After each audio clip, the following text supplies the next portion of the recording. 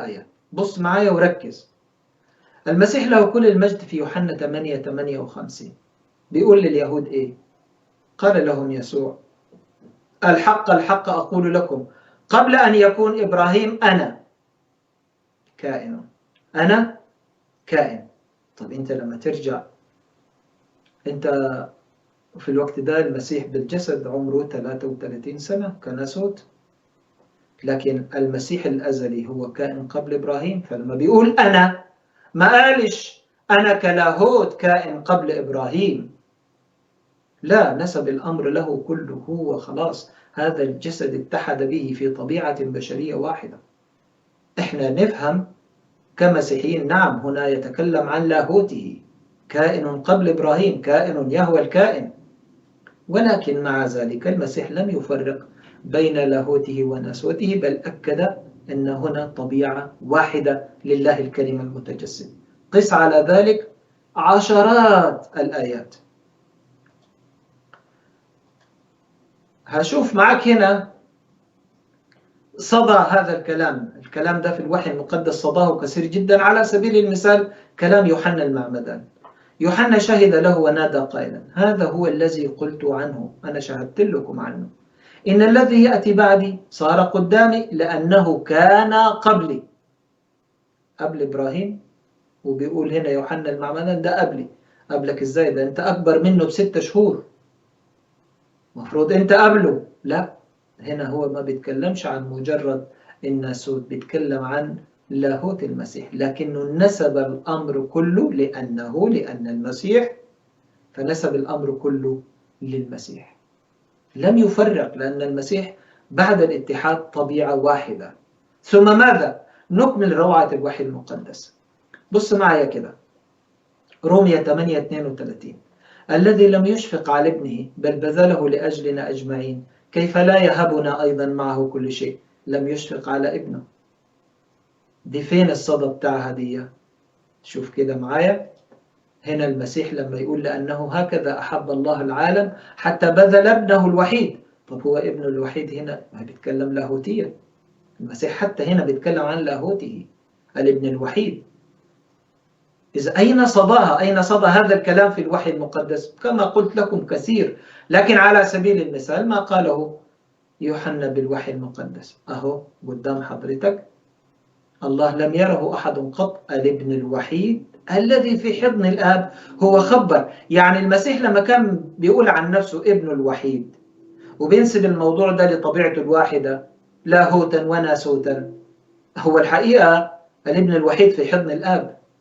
لكن المسيح لم يفرق في أن ينسب إلى طبيعته الواحدة أزليته والجوهر اللاهوتي بتاعه، نسبوا لي شخصه المبارك. خلينا أخذ معك بعد آخر. البعد الثاني حقيقة طبيعة الواحدة في أقواله وأعماله. شوف، ده في الطبيعة الواحدة برضو في الأقوال والأعمال. خلينا نروح مثلا إلى أول حاجة في أعمال الرسل 20:28. بيقول كده الوحي المقدس: لترعوا كنيسة الله التي اقتناها بدمه. الهاء ضمير يعود على يهوه، على الله. الحتة دي بتتعب شهود يهوه بالمناسبة. لترعوا كنيسة الله التي اقتناها بدمه. طيب الله في طبيعته هو روح، الله روح، والذين يسجدون له في بالروح والحق ينبغي أن يسجدوا، يوحنا 4 زي ما ذكر الرب يسوع. طيب ازاي هنا دمه بدمه الهاء تعود على الله؟ متى كان يمكن أن يقال هذا الكلام إلا والله في الطبيعة البشرية؟ خلينا نشوف الآية دي في أصلها اليوناني قبل ما نكمل. نروح لقاموس سترونج. بص معايا كده: احترزوا إذا لأنفسكم ولجميع الرعية التي أقامكم الروح القدس فيها أساقفة لترعوا كنيسة الله التي اقتناها بدمه. 20:28 من أعمال الرسل. عايز أكبر لك هنا أنا ثيوس، الله. بالمناسبة ثيوس هتلاقيها دائما في قاموس سترونج ماخذ الرقم ده جي 2316. ثيوس، الله الإله، إله اللهم، تأتي بهذا المعنى. متى كان ليهوى ثيوس يمكن أن يقال الكنيسة التي اقتناها بدمه إلا في التجسد، إلا حينما تجسد.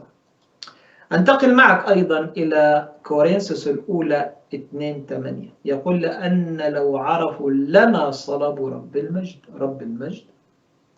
هنا مفروض لاهوت المسيح الكلمة، لكن رب المجد أطلقت على ناسوته أيضا ولاهوته. صلبوا رب المجد.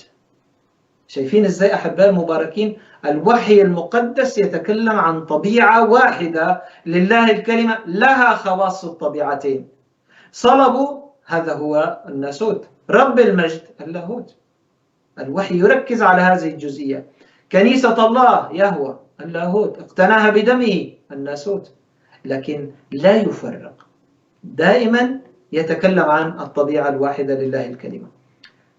كولوسي 1:21-22، وأنتم الذين كنتم قبلا أجنبيين وأعداء في الفكر في الأعمال الشريرة قد صالحكم الآن في جسم بشريته بالموت ليحضركم قديسين وبلا لوم ولا شكوى أمامه. بصراحة الآية دي هي تشرح كل ما أريد أن أقوله.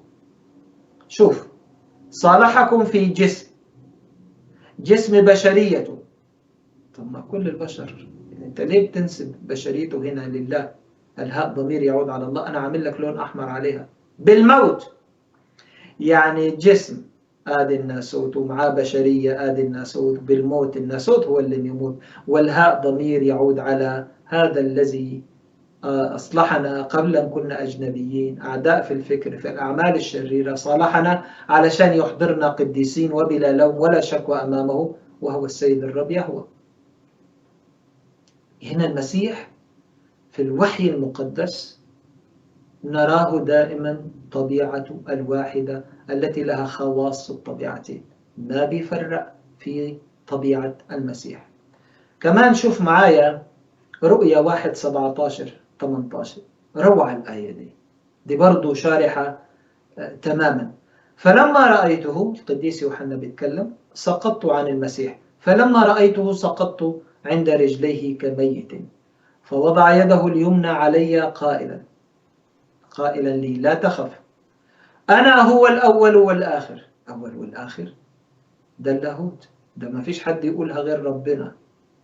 إزاي يقول الأول والآخر؟ ده لاهوت المسيح، بس على طول بيحط ناسوته والحي وكنت ميتا.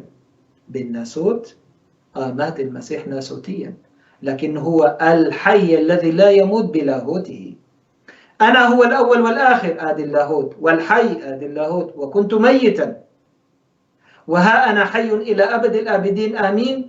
وبعدين حتى لاهوتية ثانية، ولي مفاتيح الهاوية والموت. ده كلام المسيح، لم يقل أصلا اللاهوت أنا الأول والآخر والناسوت كنت ميتا، لا، تكلم قال له لا تخف، أنا هو إيجو إيمي، أنا يهوى الأول والآخر، بس نسب أيضا له ناسوته وما حدث في ناسوته تماما. طبيعة بشرية واحدة. الكلام ده صداه فين؟ تعال نتمتع مع بعض بالوحي المقدس. بص الكلام الحلو ده، بالذات الآية دي فين نلقى الصدى بتاعها؟ بص معايا كده في رؤية 1:8-11، بيقول المسيح أنا هو الألف والياء البداية والنهاية. يبقى أنا هو الأول والآخر، الألف والياء البداية والنهاية. وبيقول يقول الرب الكائن يهوه والذي كان والذي يأتي القادر على كل شيء. طب مين اللي هيأتي؟ هو المسيح. يبقى بيقول الرب الكائن والذي كان والذي يأتي، الكائن بكينونته كان وما زال إبركون، القادر على كل شيء. رؤيا 1 بيقول أنا 11 أنا هو الألف والياء الأول والآخر. وبعدين في 21:6 أنا هو الألف والياء البداية والنهاية. اجمع دي، أول وآخر، بداية ونهاية، ألف وياء، الأول والآخر. مين اللي يقول كده غير ربنا؟ نيجي نلخص دي في رؤية 22 إبداع 12 و13. يقول وها أنا آتي سريعا. مين اللي جاي بسرعة؟ مين اللي هيجي؟ المسيح. كل الطوائف المسيحية تؤمن وتنتظر المسيح. وأجرتي معي لأجازي. هو مين اللي هيدين الناس؟ ربنا. المسيح بيقول أنا جاي، أنا أجازي وعندي المكافأة بتاعتي لأجازي كل واحد. ما فيش حد هيخرج من إيدي، لا تقول لي فلان ولا فلان ولا نبي ولا الذين هم في المسيح. خلاص لا دينون الآن على الذين هم في المسيح يسوع. لكن الناس اللي رافضين المسيح كله يدان.